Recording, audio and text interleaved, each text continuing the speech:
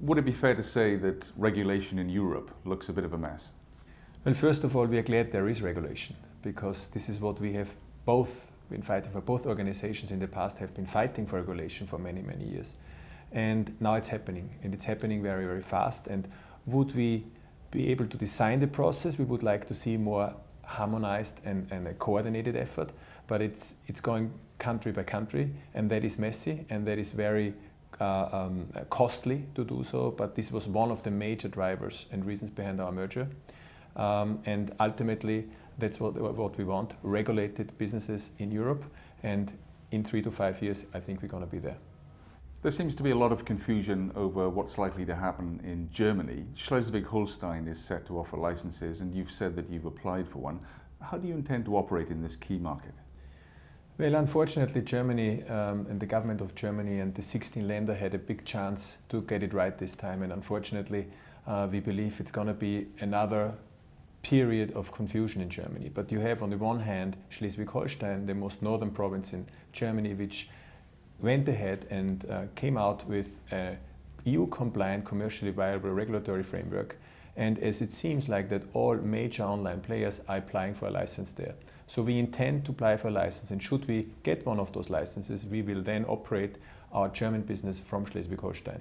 On the other hand, you still have 15 other Länder or provinces or states who are, on the one hand, starting to open the market, and actually that's an achievement. Let's not forget that in the past, according to German regulations, it was not possible to offer products online. So they are changing their stance, but they are doing it slower than we would have wished for.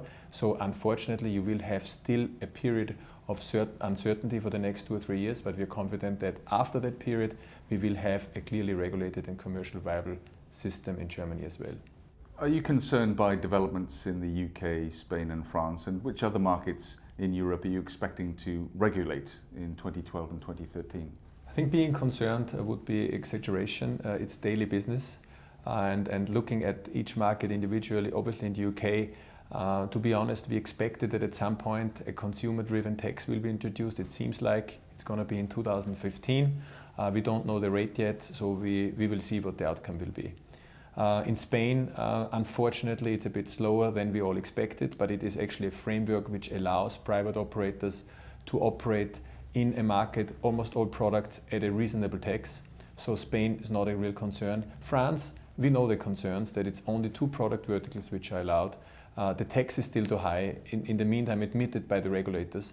So we have to go through this political process that ultimately more product will be allowed at commercially viable rates. So we will get there, but it's going to take some time. And there will be a number of markets there is a number of markets looking at regulation currently. Almost all markets are discussing it. So again, within the next 2 to 3 to 4 years, we believe that all major European markets will regulate online gaming.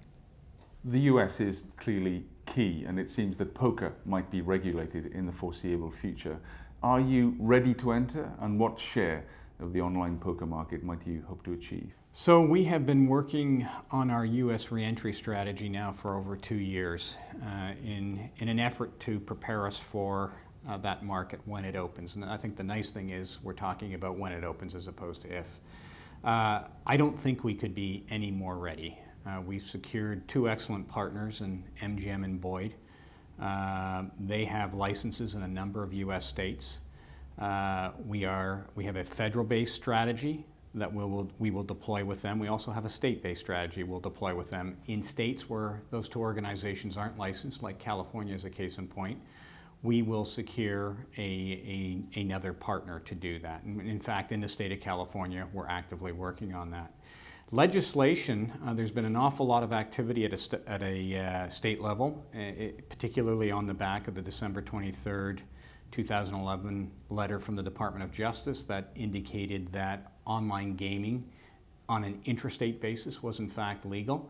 So we've seen efforts in states like Iowa, Mississippi, California, New Jersey, and I'm probably missing a few, putting forth legislation to regulate online gaming. Now what's interesting here is if we take a look at New Jersey is actually poker and casino. California is poker for 2 years, and then they'll review if in fact they'll bring on other online games. So we can actually see at a state level this may in fact be bigger than just poker. At a federal level, all efforts have been directed towards a poker-only regime.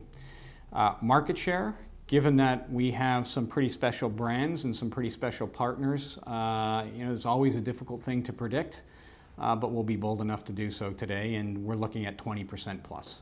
Do you expect online casino and games will be allowed and regulated in most of the European markets and in the US? As a key profit driver for the company, this will surely be important. So what we've seen in the United States, the focus is principally regulating poker. We've actually seen New Jersey, though, put forth draft legislation that would have poker and casino. And we've seen the state of California with draft legislation that would have poker only for the first 2 years, and then a review done or conducted to consider if in fact there should be an expansion of the games. In the European marketplace, it will be largely consumer driven. And if we actually take a look at the various regulatory regimes we have today, France is the only one at this stage that does not allow casino. The United Kingdom, casino, Italy, Denmark, Spain, who am I missing? Many more to follow. So I think you can expect that Europe, by and large, will embrace casino-based games because that market's as large as, if not larger than, the games that they're by and large licensing today. With increasing regulation comes increasing complexity and cost, especially in terms of taxation. So what are you doing to protect margins? That was the principal reason for the merger. If we reflect back on why we did this, we saw the landscape changing and we knew we were going to have to embrace regulation. In fact, that was always our strategy when we were separate and now when we're together. So 65 million euros of synergies should go an awful long way to dealing with that incremental cost. But let's also remember that we are actively looking at ways to optimize our business from a revenue generation perspective, from an expense perspective.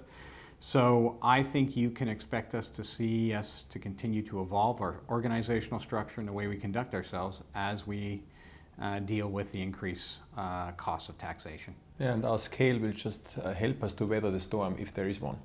And we will be flexible enough to react to any regulatory regime, no matter which product they will allow us to operate. We will have the technology to power that product.